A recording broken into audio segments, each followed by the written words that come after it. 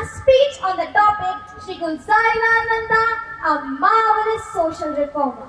Shri Gulzarilal Nanda was an Indian economist who specialized in labor issues. He served as the interim Prime Minister of India for two 13-day tenures following the deaths of Pandit Jawaharlal Nehru and Sri Lal Bahadur Shastri.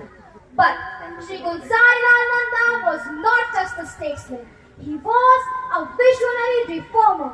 He was a towering titan of social justice and equality, wielding his sword of Gandhian ideals against the darkness of inequality and exploitation. They say, to find yourself, you must lose yourself in the service of others. And that was the case of Shri Gulzarilal Nanda. All his life, he struggled for the upliftment of forgotten millions. Firstly, Shri Gulzarilal Nanda was the pioneer of labor reforms in India. He served as the first labor minister of independent India and drafted politics in such a way that it provided laborers with their dignity and basic labor rights. Secondly, as a planning minister too, Nanda saw unemployment as a major national issue. To accommodate this, he set up a lot of training centers and programs in rural India so that the development will not be limited to only the elites.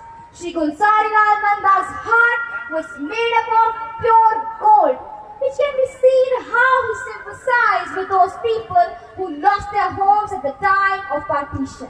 After the partition, Nanda worked tirelessly to rehabilitate the refugees, especially from Punjab and Bangladesh. Shri Gulzarilal Nanda holding top ranks in the government of India at that time.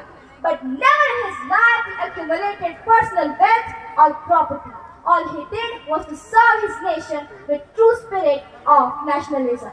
When Indira Gandhi imposed emergency upon the nation, Nanda condemned it, saying that it was an assault to democracy.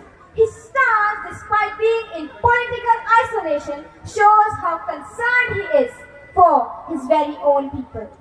Gulzarilal Nanda is not just a name in the hearts of those who still believe that politics can be pure. It's a flame that is flickering, a flame that makes them believe that a reform is not a strategy. It's a sacrifice